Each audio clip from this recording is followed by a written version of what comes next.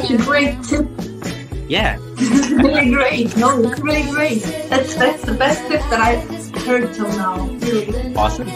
You're so kind and so funny.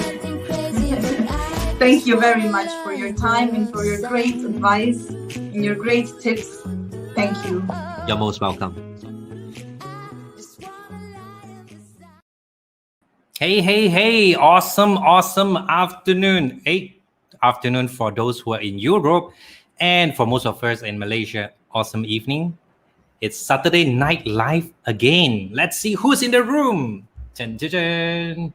Oh, we have David. David's the first one who say hi. Hey, David. And of course, we have Teacher Ken, as always. Teacher Ken. Woohoo. All right. Happy Saturday evening, David. Same to you. And we have Amanda. Hi, Amanda. Ooh, Benjamin. Hey, Benjamin. Is this the first time you're tuning into my live session? Right? I think it's the first time I'm highlighting your name. All right. We have Chi Yin. Hello. And Wen J. Hey, Wen J. We kind of like have every Saturday date night now over here, huh? Has Liana, right?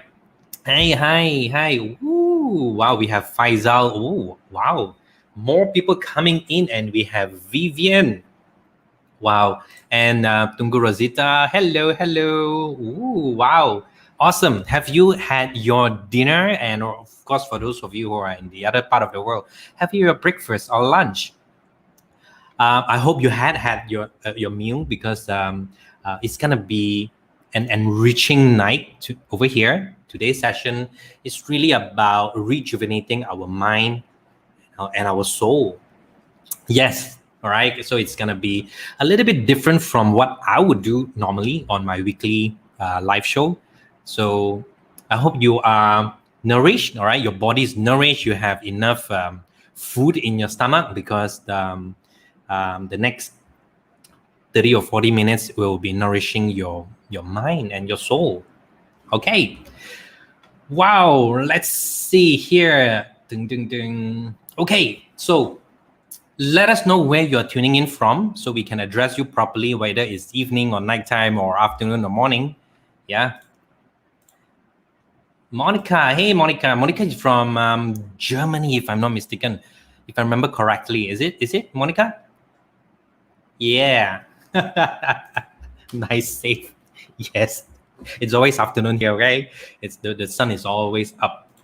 Okay, so tonight we're gonna have we're gonna learn a lot of stuff. Okay, we're gonna learn a lot of stuff, and I promise that it's going to be really, really enlightening and empowering.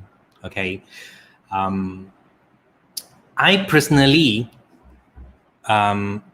look into a lot of energy, like being aware of what is my vibration, what's my energy right now.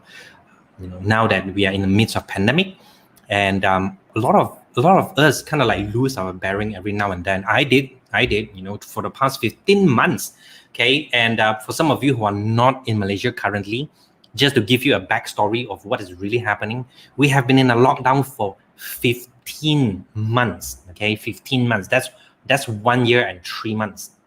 Right, we have been in a lockdown for 15 months, and I think we kind of like broke the world record, being the country with the longest lockdown when it comes to handling the pandemic.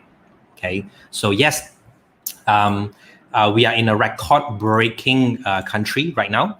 So a lot of us are having a lot of different problems, like in terms, besides financial problem, we also have a lot of mental wellness problems, as well as emotional problems. Okay, so, and I think, tonight I would like to introduce to you the guest speaker that is going to join us tonight. Her name is Melanie.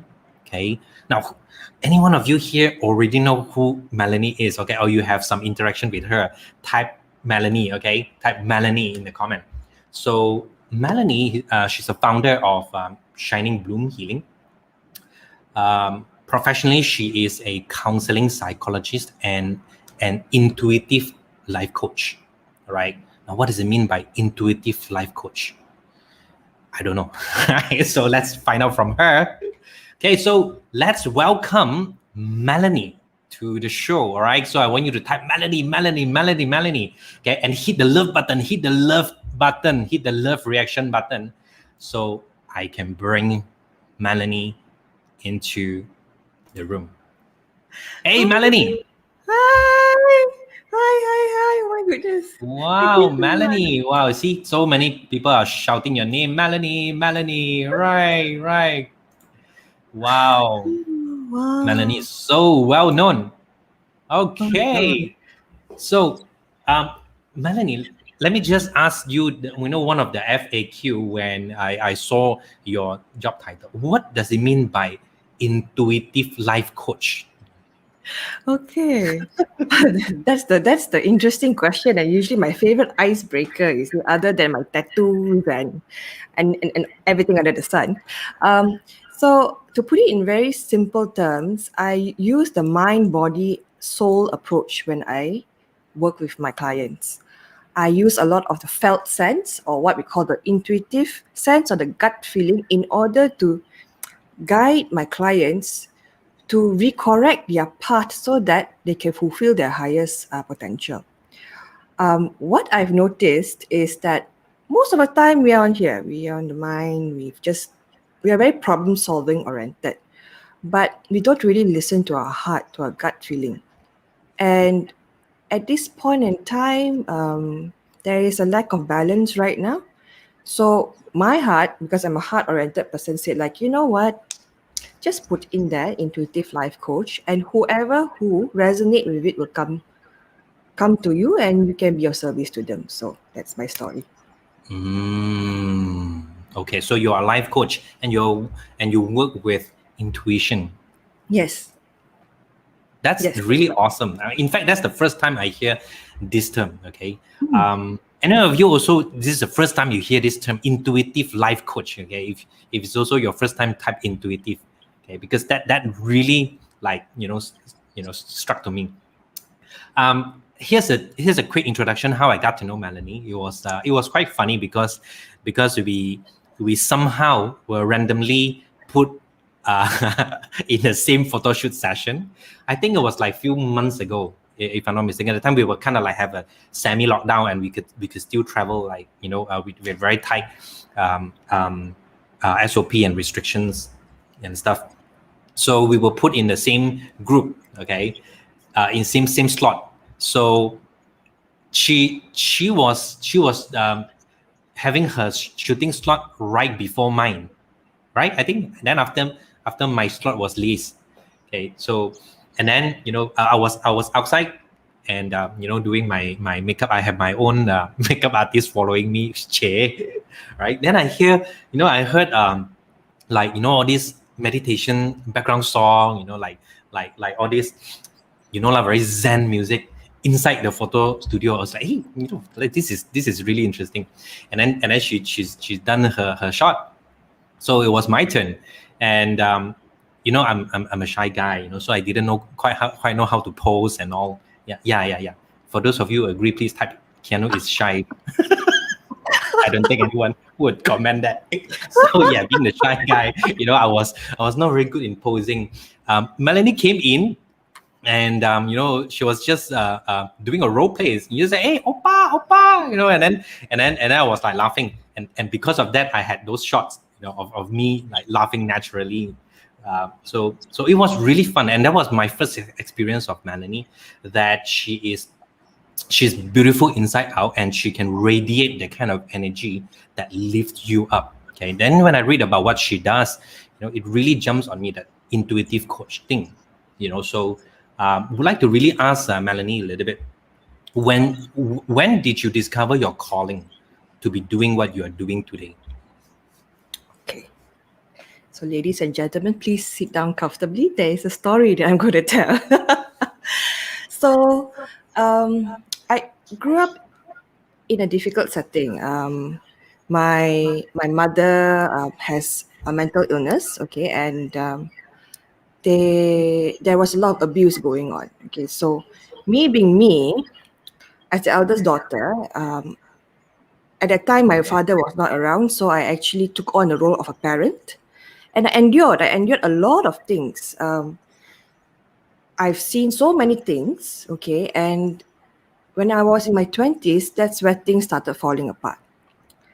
So after I attempted suicide, I remembered that very evening, as I was about to jump, a loud voice within my heart told me, "It is not your time yet. You have a story to tell." I just woke up and I said, "Okay, that's not the end." I sought help, and that was when I actually experienced my spiritual awakening, where I started to realize there is more than what it seems to be. So in the past 6 years, I'm 31 now, so my final attempt was when I was 25. Past 5 to 6 years, I was intensively studying to understand myself, why this experience happened to me. Okay, how can my story help others? And in that journey, I found my calling, okay, in which I'm actually doing it right now, being a coach, being a therapist, being a healer, and sharing my story to others to show that, hey, you're not alone in this and you can come out of this.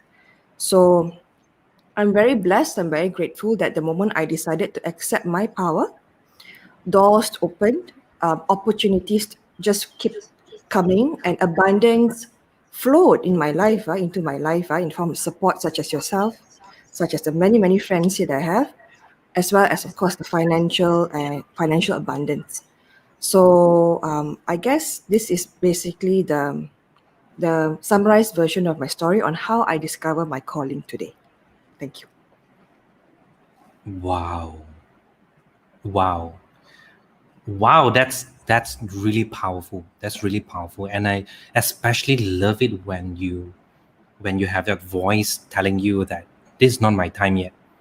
And you can do so much more to the community around you despite the pain that you have been going through. So that moment you turn your pain into other people's savior. And for that, I really acknowledge you. Right. So the world will be definitely a better place, with more people stepping out of their misery and help others live up, in their misery. And that brings us to really what has been going on with Malaysia right now. Let me just share this a little bit. Okay. For those of you who are outside of Malaysia, for the benefit of your understanding, this is the white flag campaign that has been going on in Malaysia for the past couple of weeks. Okay, so how did this happen? This was the first photo being put up on Twitter, and it was quickly viral and became a movement. Okay, so after almost 15 months of lockdown, businesses have been wiped off, jobs have been eliminated, people are suffering. And to put things into perspective, just this year alone, in the first 4 months from January to April this year, we have at least on average 4 people committing suicide every day. That's Malaysia this year. Okay, and because of that, this person put up a white flag in front of his gate and created an idea. It all started with an idea, and the idea is that if you really don't have the money to put food on table for your family, for your babies, don't kill yourself. Okay, and to eliminate the shame of going to your neighbor's door to door and beg for food, where it really take a lot of courage for people to do. So this guy put on a flag and put up this photo and created this idea. Says, if you really need help, just raise a white flag or a white cloth, and the neighbors who see this, if you can support whatever you can, support, be it a loaf of bread or a pack of rice or two eggs. Okay, and just put it in front of the door, and they can come out and collect it when nobody's watching. So it sparked off as an idea, but it was quickly viral and became a movement that swept across Malaysia. So when I first read about this, I was in tears that Actually, it had like two very extreme emotions. Number one, I was in tears because how did we get to this stage? All right, that was my first feeling. But throughout a few days after this movement, and more white flags were being put up in an entire village, in a household. In a matter of couple of days, we've seen, unprecedented things happen in Malaysia where people come together, regardless of the races and religions and their beliefs and their differences. They just keep each other afloat, help each other survive. So this white flag movement really created two very powerful emotion in me. First of all, I was devastated and angry. How did we end up like this? Okay. At the same time, I'm very touched and I'm very moved by the sincerity of people helping people. That's the basic humanity, right? And this is really a time of history in Malaysia.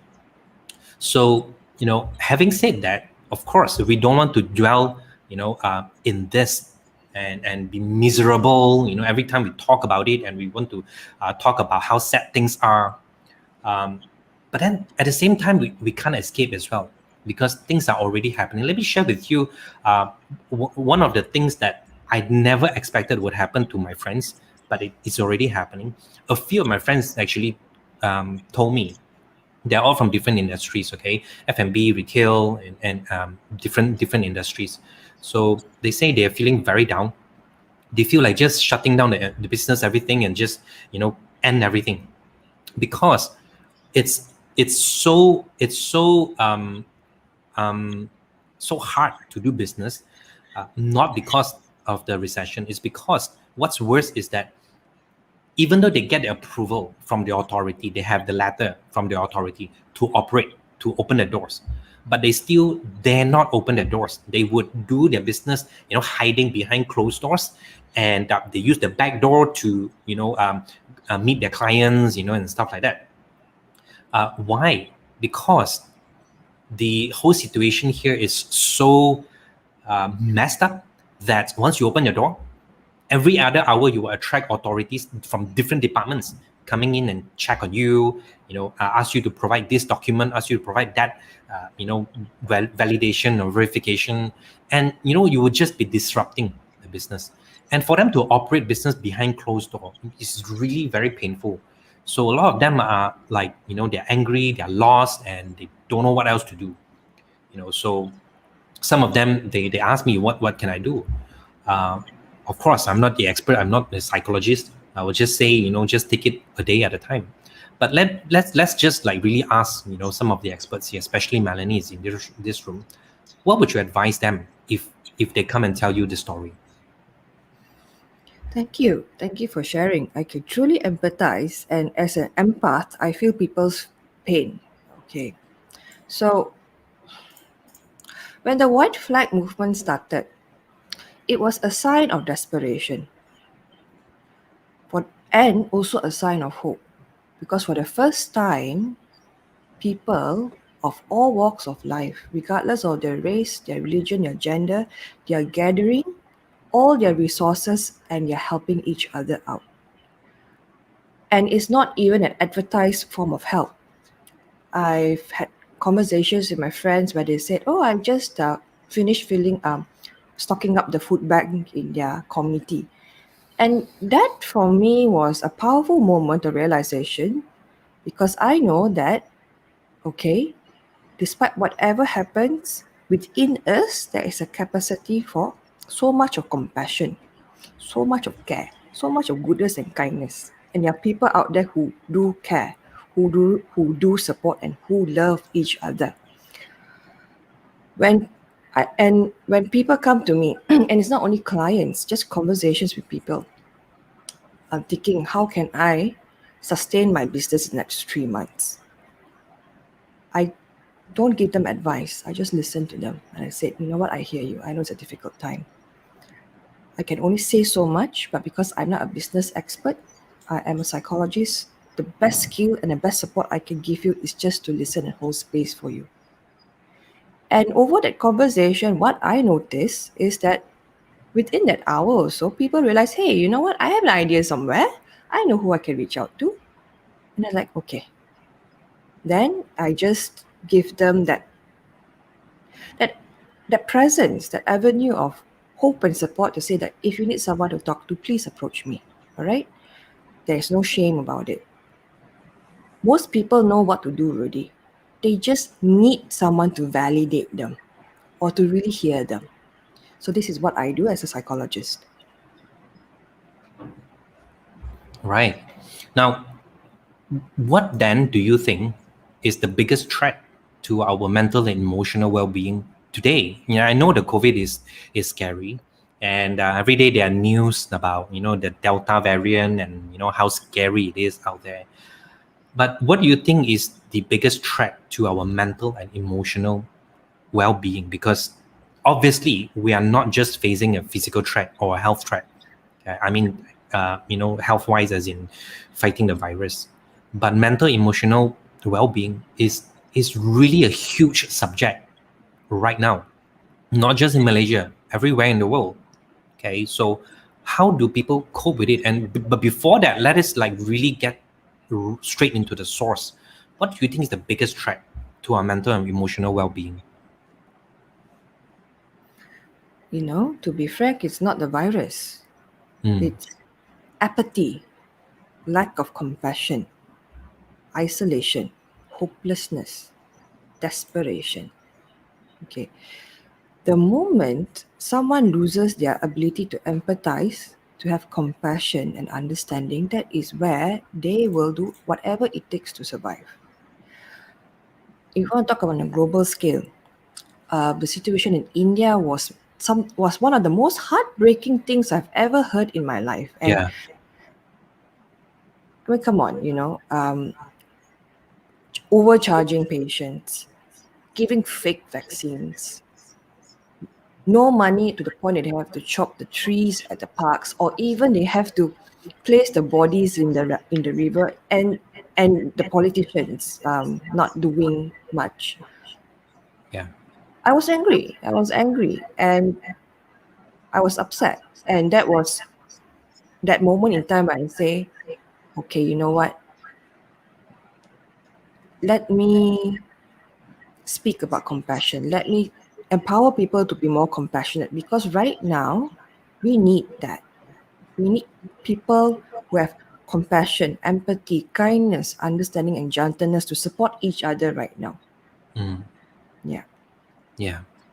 So, see, sometimes it's hard for us not to be exposed to the sad news and the statistics and the data. As much as I'm very much aware of my own energy and vibration, and even that awareness would sometime just slip away for a moment, and I will just spiral, in this concern and like not really fear, but feeling like irritated by why is things happening? Why what is there's no light at the end of the tunnel. Okay, so there was one time, I think it was April or May this year, I forgot, because you see the whole 15 months has been like, everything is like crammed together, and sometimes you feel like these things like happened 5 months ago, but it was just last week. So I forgot like which exact month. Yeah, I think it was April or May, if I'm not mistaken. There was the time there was one time I was suddenly feeling numb. Okay. Yeah.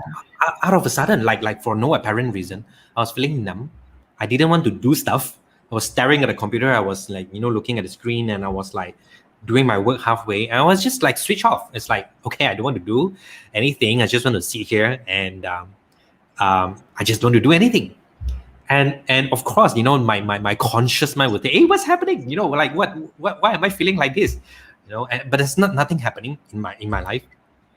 But after like a couple of hours of like really asking myself and journaling and what's going on, I found out that I don't know why, and I don't know whether you believe this or not. I found out that I was actually concerned about some of my friends. They didn't tell me about their problem, but I somehow just felt like, okay, I think something is wrong with them, and let me connect with them and ask them how are they doing? Because I couldn't function. I was like numb, Yeah. So, but suddenly I feel like, okay, I should reach out to them, and they are in the most affected industry, like renovation, F&B, fashion, retail. So I called them up, three of them. I called them up, and and they were surprised that the first question I asked them is that, hey, how are you going through this? You know, I'm here. Whatever it is, just talk it out. And they were surprised. They were like, how did you know? I said, I don't know. I really don't know, and I don't know what I don't know. So maybe you can tell me. So they start sharing with me, things that I shared just now. They are afraid of the authorities. They don't know how to do. There's a lot of concern. There's a lot of dark clouds surrounding them and stuff like that. I couldn't help them much, because I'm not in the industry. I'm not the industry expert. But by talking to them, by listening to them, they feel better, and they somehow found that, okay, I think I can do this. All right, I didn't give them any solutions. They came up with their own solutions, and they felt better. Because they felt better, I felt better. And after talking to the three of them, I felt much better, and I could continue my work. But when I look at it, there's nothing happening to me or my business. And how come I was like suddenly shut off? I couldn't do anything. So that was really amazing experience. That I felt like I can sense them. Like the X-Men. Like I can sense them. But I think that is what makes us who we are. For us to have that strength to reach out and to focus out. Okay, so and that brings me to a question that I've always been asking myself. Okay, see, we are surrounded by sad news and low energy every day. Okay, every time we go on social media, you see people sharing about the COVID cases, the new cases, and then angry news like the politicians are still playing the games, and we are like fighting for our life. We are raising white flags. So these are all the things that we take in, intentionally or unintentionally, that affects our being, our energy, our vibration. So Melanie, what do you think is the most effective way for us to remain still and balanced with our energy and vibration despite what's going on around us? Okay. My favorite question, actually. All right. So for those who are listening, please write down, because chances are you have the power and capacity to influence at least 1,000 people or more. So first and foremost, understand this: we are a vortex of energy, and therefore whatever we put out or allow will be amplified within our energy. So the first question to ask yourself is, what kind of energy you want to amplify in your life right now? Do you want to amplify anger? Do you want to amplify sorrow? Or do you want to amplify hopefulness, empowerment? The term I use with a lot of my clients, and including myself, is this. Within you, there is a throne, an inner throne. I call it inner sovereignty. Who is sitting in that throne right now? You in your empowered state, or you in a disempowered state? All right. So when you have that groundedness and centeredness within you, you'll be able to see the highest truth of whatever is going on, even to the extent where you can have compassion towards groups of people who are not doing very good jobs. Okay. So remember, stay centered and grounded. A tip I always give to my clients is come back to your heart space and breathe. When you know that you're getting affected and you know that this emotion is very intense, ask yourself, is this emotion mine or others? Because you're all more intuitive than you think you are. So this is my very simple tip. Come back to your heart space, center yourself. Remember to decide what kind of energy you want to amplify today. So back to you, Cheanu. Wow. So we have to always be questioning ourselves, like, what am I feeling right now? Is this my emotion, or is this an emotion that I intentionally absorb from external forces? Exactly. And I would like to add, okay, I totally can relate to you when you shared that story about your friend, because I'm an empath. That means my radar is that I pick up everything from my cat's emotions to the emotions of the country. Okay. And this is just from pure experience, because I wondered, why am I so moody? Okay. And the thing is, in my profession, my role here is to hold space. How can I hold space for others to heal if I can't, if I don't have the space, or have other energies that don't belong to me within me? So that was that revelation that I discovered last year, where I see that we are more interconnected than we think we are, and therefore it's important for us to center within our space. I teach this a lot in my intuitive guidance and coaching session courses, where we focus on abundance, on manifesting. If you want to attract what you want, okay, you first got to embody it. So what is your vibrational signature? Is it out of fear? Is it anger, is it scarcity? Or is it hopefulness, compassion, or love?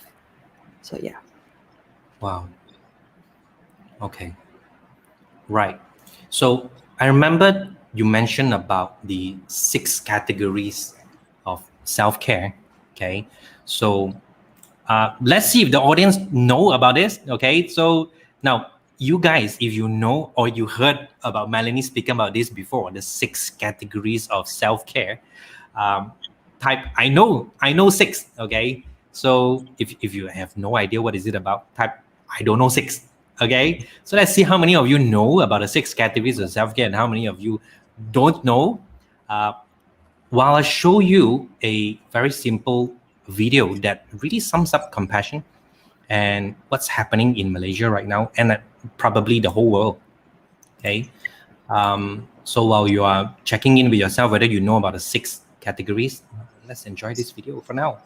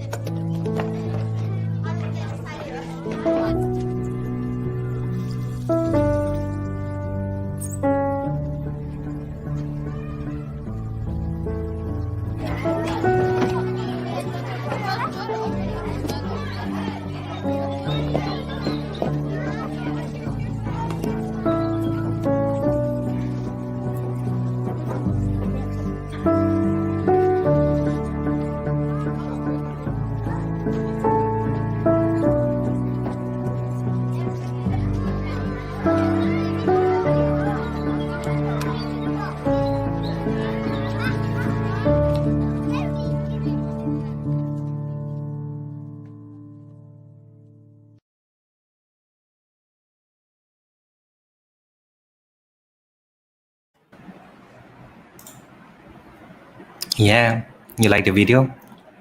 I love it. I love it. Yeah. I love it. And I think that's the whole idea of compassion, because all of us can do a little, and with everyone doing a little, that's where abundance is manifested. So let's hear from Melanie. What are the 6 categories of self-care? Okay. Self-care is my favorite topics. I have actually many topics, but anyway. So if you wish to cultivate more compassion in your communities or even in your own family, first and foremost, you've got to take care of yourself. I'm a practical woman. I like systems, I like structures, I like to-do lists. Okay, if you ask me and say, okay, be very like philosophical and whatnot, it's like, no, I'm sorry, I can't do this. Okay, so I've actually categorized them into 6 types. All right. And I've trained this with a lot of my clients. I've trained this with some of my trainings, and more or less it works. So the first is the physical self-care. Our body is a vessel for our soul. So the question I ask is, are you respecting that? Okay.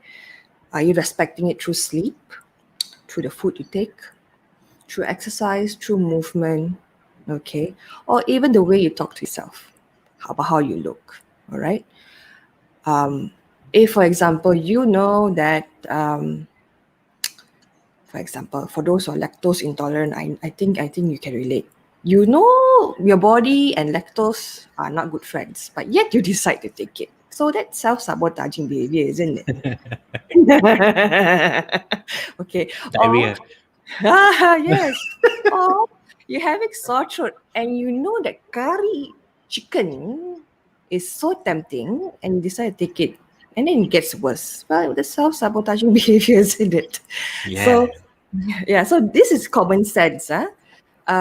If, for example, you know that you're going to have to wake up at 5 a.m. and you sleep at 1 a.m., is that very smart? Hey, Okay, that's I mean, me. hey, that's me too. That's why I'm like, you know what? I love myself without to say the 5 a.m. schedule tak ngam with me. It's not right with me. I wake up naturally. So, understanding physical self-care is understanding your body, your physical body. Right. The second one is the mental or mental intellectual self-care. All right. Most of us have many ideas, many interests, many hobbies. Okay. And I would like to ask you, how many of you are actually doing something that you like right now? Okay. Or you can even ask yourself this question: are you actually actively reading or learning something that's outside of your current profession? Like, for example, I'm a healer, coach, psychologist. I'm reading about digital marketing. I'm reading about accounting. These are the two subjects where I go, what the? Okay. And that's why I have coaches to help me. I have a community to help me. And yet I learn so much about myself.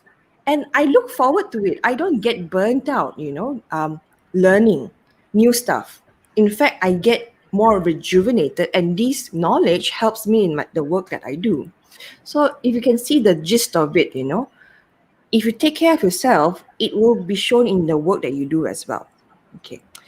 The third one is emotional self-care. Okay. One of my biggest strengths is to teach people how to be friends with their emotions. In this side of the world, we have been conditioned that emotions is a sign of weakness.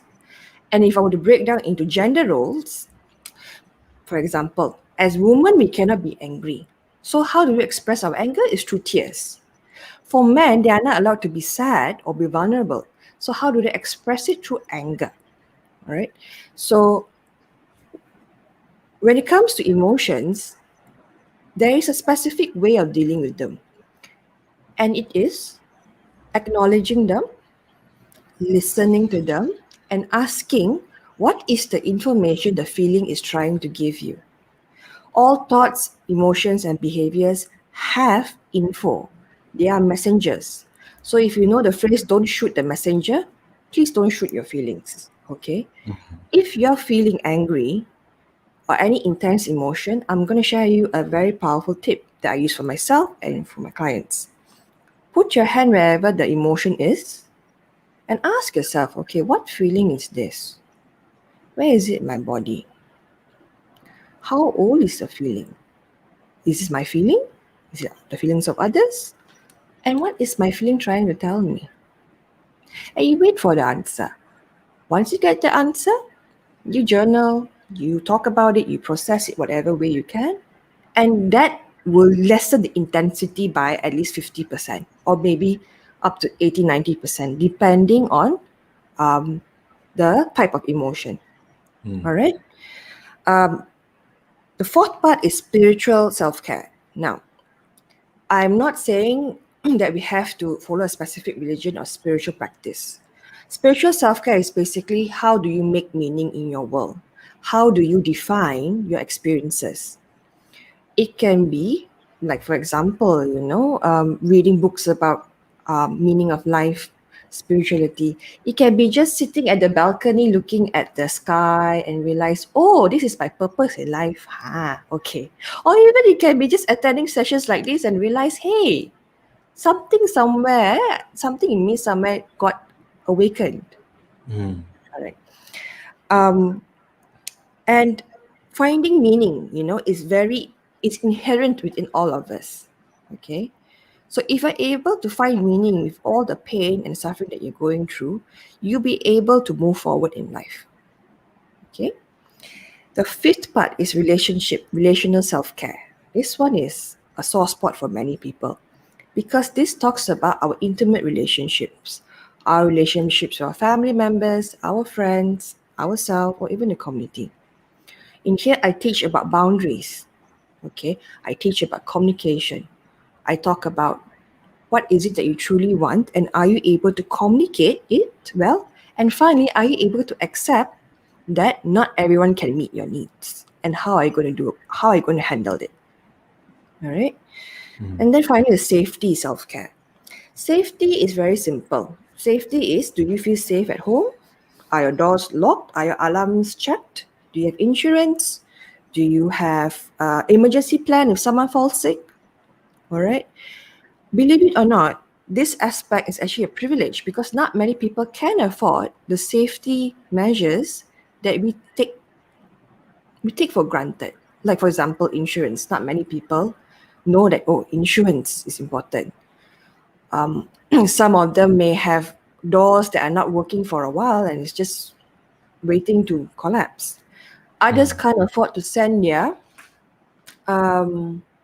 loved ones to hospital, and especially right now, since we are in the middle of pandemic, where hospitals are so careful on taking on new patients. Yeah. So basically, these are the 6 categories. Back to you. Okay, let's see who can type out all the 6 categories. Then we'll see who has been listening. All right. So, yep, those are the 6 categories. And I especially love how you break it down, and especially when you talk about feelings, how old is the feeling? All right. I used to hear that term like many years ago, and I haven't been hearing it, lately. So yeah, and I think that really adds some depth to it. Like sometimes those feelings already faded away. It's already irrelevant for many years, but it somehow own us again because we call it back. All right. So I have a saying that I own my feelings. My feelings don't own me. All right. I have feelings. My feelings don't have me. And I think that is something very powerful. Okay. So let's see. In our intro, Melanie, you also spoke about, why do people hesitate in asking for help? All right.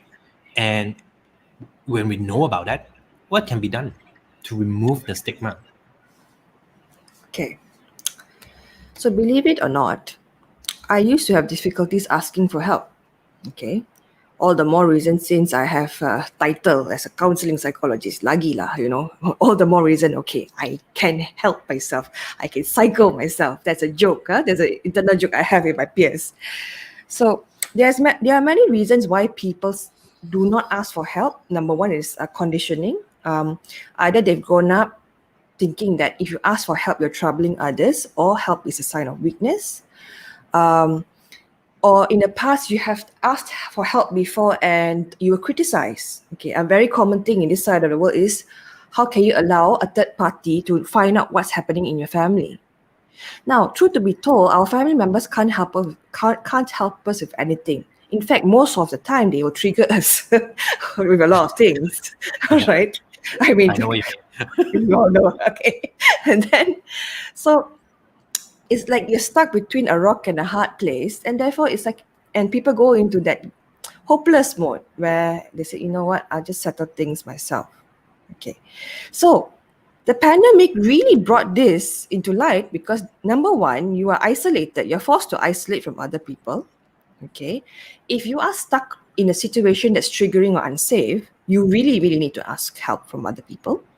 Or if you're staying alone and there's nothing much to do, okay, it really brings those dysfunctional and self-sabotaging systems, internal systems, up to be resolved. So what can be done to remove the stigma? Actually, we're doing a lot of stuff right now. I remember when the pandemic first started, my peers and I were scratching our heads because we had to pivot to online services. And we're thinking, how in the world are we going to do that? Because we're not trained. We are concerned about so many things. Yet, people are desperate because suddenly it's like, oh my goodness, how can I do this? How can I do that? So we did the best that we could. And over time now, I think 16 months now, since the pandemic has started, there's so many avenues of support that is Yeah. free, Yeah. that is confidential, and all you have to do is just click one button and that's it. So this pandemic has normalized help seeking Mm, behavior. That it's all right to mm, seek help. Okay. mm, And therefore, the stigma is not as strong as it is in the past. Although there's still some work, okay, to be done, but it's getting easier. So back to mm. you. Wow. I think it's profound when you say that this pandemic normalized help, and I think one of the greatest thing that this pandemic brought out is the awareness of mental wellness. It's a huge subject, but very much suppressed pre-COVID, and I think it's really under the limelight right now. Mental wellness, mental health, emotional health. Okay, work-life balance, especially work-life balance. When people have to work from home and there's no boundary. Boundaries are being blurred. Am I working now or am I at home now? And I think we have heightened awareness right now, heightened awareness in terms of how we live our life. And I think that is something that uh, wasn't able to be achieved in the past 10 years, but just one pandemic, this has been put in the center stage. Okay, let's see what are some of the comments from our audience. Um, wow, we have people coming in from Facebook and LinkedIn and YouTube as well. Hi, can't say hi to all of you one by one, but hi, right? And Teacher Ken seems to, have this aha moment when you say emotions are messengers, and he also says that emotions are most effective way our inner throne communicates with us, but we think of them as bad things. In fact, we kind of like categorize our emotions as good emotion, bad emotion. That's why we have terms like positive and negative, but it's just emotion, right? Of course, it's easier said than done. And it took me years of practice to like really acknowledge that my emotion don't have to own me, right? And Hasliana saying, yeah, for me, I feel hard to ask help from people because I don't know how to put my pain into words. I have depression since I was 12. Only when I'm 20, I got bit to put it into words when I gained some self-strength. What do you have to say to her, Melanie? Well, first and foremost, thank you so much for your honesty and courage to share this. I hear you, I see you, I feel your pain. As you know, I'm an empath, I feel people's pain. And I would say good job for owning that, okay? Because when you own your story, that story no longer controls you, especially if you've gone through something bad. Huh? Bad as in like really traumatic bad. When you say that, you know what, I need help, I'm going through this, you effectively give yourself permission to say, I'm ready to heal, I'm ready to change, I'm ready to move forward. So good job, Hasliana. Yep. Good job. Hasliana, keep it up. We also have Michelle who says Malaysia is a country where majority of the families are still very collectivistic by nature, by culture. We care about family image, and because of that, somehow we are reluctant to seek help to prevent others from labeling us as crazy. So, what do you have to say, Melanie? I can so relate with Michelle's story. Okay, here's a personal story. I'm a police officer's daughter. My father was a very well-known police officer for 40 plus years, and he was seen as the beacon of the Chinese community. So you just imagine, this young girl with the tattoos walks into a hotel room. The general manager comes and looks at me and said, held my hand tightly and said, how could you have tattoos on your skin? You're bringing, your dad is a well-known person. You bring shame to him. Okay. When he realized his mistake, of course, he looked ashamed, but he never apologized. So that was when I knew that family image preceded everything in this area of the world, even at the expense of self-expression, mental health, and even physical health. Of course, my parents, both my parents, they bless their hearts, and so they are very patient with me because I was a very rebellious kid. Okay, and it got to a point where they say, okay, like this girl will knows how to take care of herself. Okay, whatever she do lah. All right, Let her be lah, let her be lah. let her be lah, and I'm very grateful for that. However, the community's perception of me, of the children, of who or the family is ruthless, was ruthless. Yeah. And when my dad retired 4 years ago, he said that was the best thing he's ever done in his life, because finally he can be free. He can be who he wants to be. And I was like, I can be free too. I can put how many tattoos I want. I don't care anymore. So when it comes to seeking help as well, even in terms of like health-wise, we are so concerned, like, okay, will the neighbors know? Okay, will the media know? Okay, especially if you come from well-known families. So, like I said, this pandemic just shattered all perceptions of help-seeking behavior. Yeah. Okay, so I would say we are going somewhere. We are going somewhere on a good direction, hopefully. Yep. I also pick up a very interesting comment here from Wenjay. Wenjay is a frequent viewer of my live show, and he wrote this: people in their survivability mode often have no time to think about compassion, not because they don't want to, but they know they might not make it, whether or not they have them, as if there is no God helping them at all. So basically, people are very much stuck in their own survival, and where they can't see light at the end of the tunnel. So how can they still be talking about compassion, and how can they exercise compassion when they are the one needing help? Okay, thanks for this really radically honest comment. When we are in survival mode, it's a challenge. I'll be very honest with you. It is a challenge. Okay? And therefore, I would say this. You can focus on taking care of yourself, but not at the expense of your humanity. All right?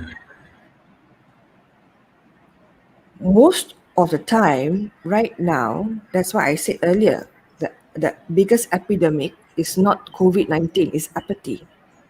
Yeah. Okay? It's desperation, and mostly it's apathy, not even caring. So have compassion for yourself first. Okay? To know that, all right, I have bills to pay, I can't help others, it's all right. I can help in a different way. Even saying a simple prayer, or say, you know what, my thoughts are with you, I can only offer you this much of time, okay, or I can only offer a listening ear. That itself is enough already. Okay, so remember, when you feel that you're entering into this vibration of scarcity, of lack, the genetic beliefs of competition, of killing each other, of hurting one another in order to stay on top may be activated. And this is where your job is to really ask yourself within and say, do I want to continue this cycle or not? So yes. So we become self-moderator and self-regulator of our intention and our emotion. Yes. Is that so? That's yeah. right. And I like what David Wong put here. He said, choose what energy you want to amplify now. And this is echoed by Jeffrey as well. He said, yes, be the energy you want to see, feel, and experience in the world, because we are all amplifiers, right?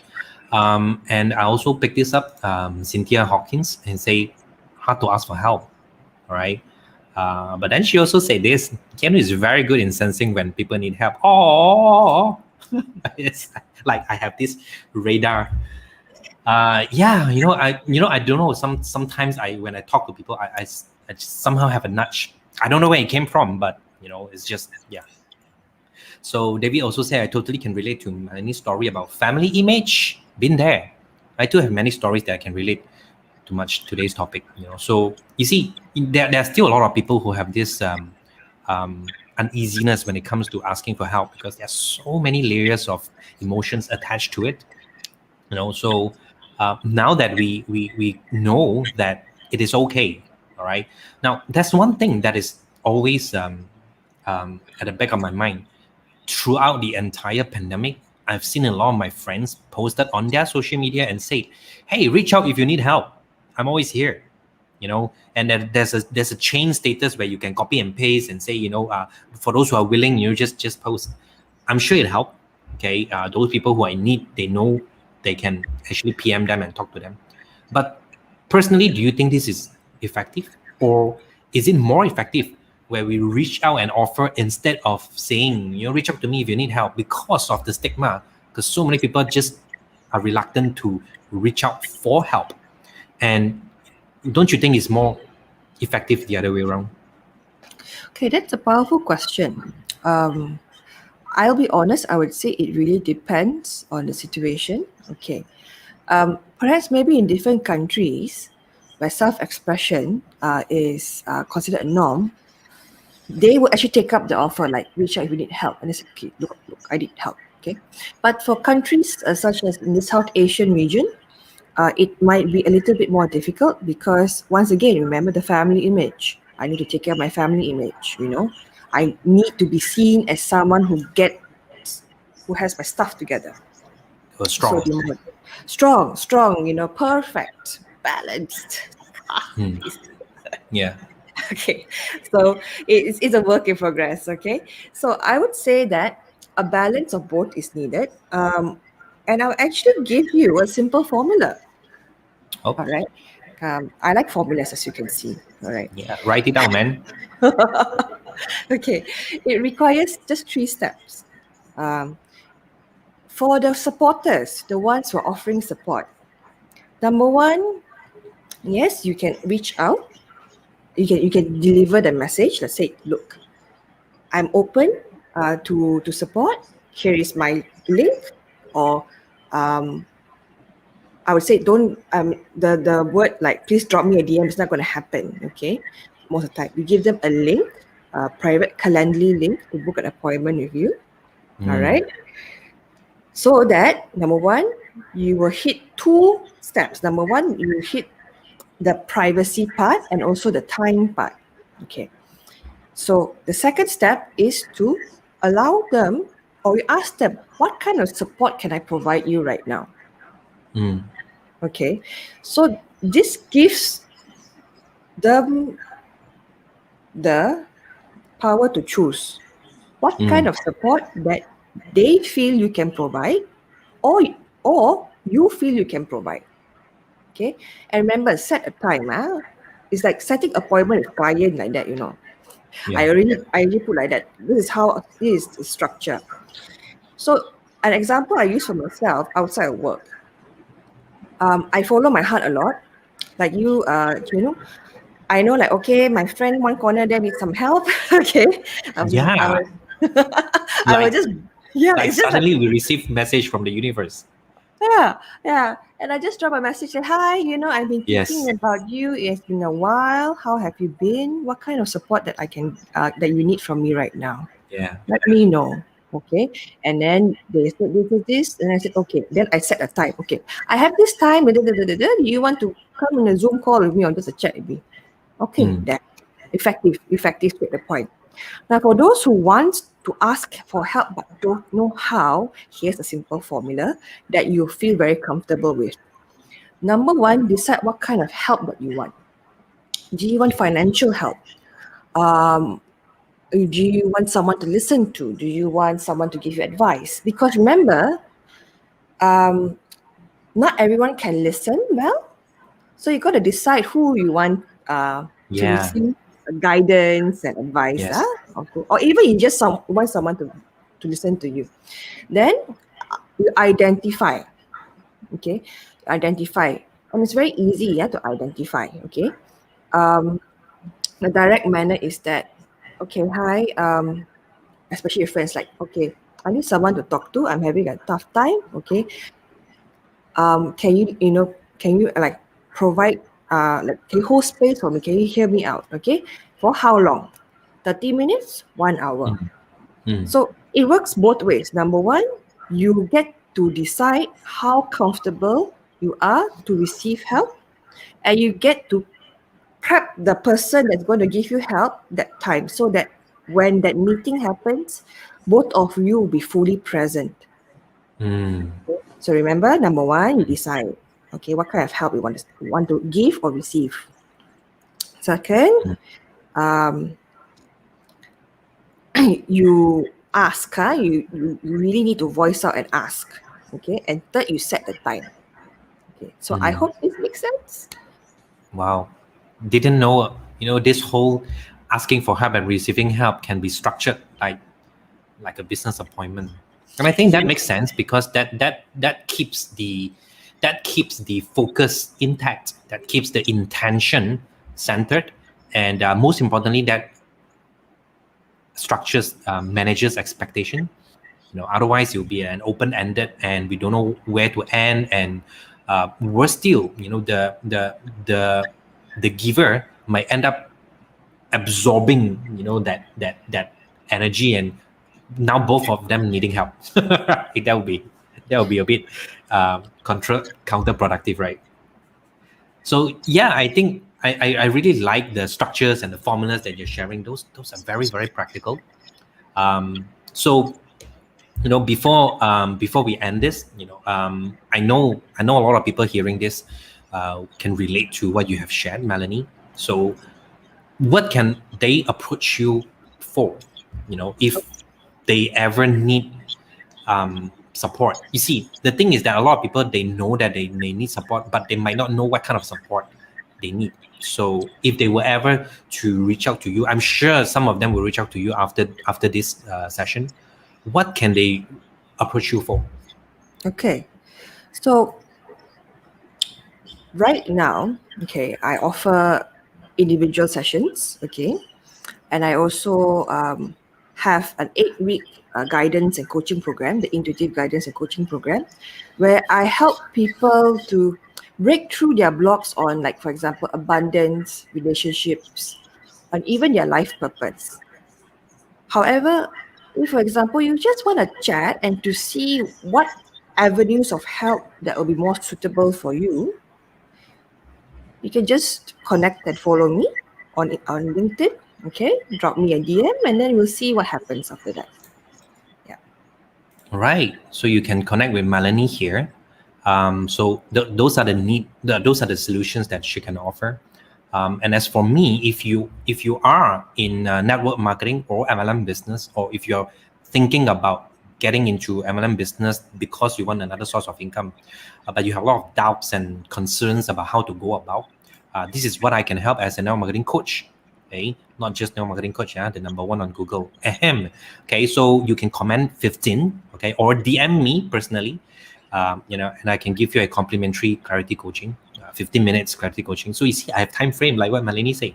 Okay, so a lot of people who have gone through my complimentary clarity coaching, at least they have some guidance on how to, put their business in perspective, because the last thing they want to do is that they're already suffering financially. Now they want to start a side business to help with their finances, and because the approach that they learn from their uplines, who learn from their outdated sources, now they end up having even lesser friends because of the approach they use. Okay, that's very painful to see. So here, I can help with that. Okay, so do connect with Melanie. All right, connect with Melanie here on LinkedIn, and follow me on LinkedIn and YouTube, same handle, Cheanu.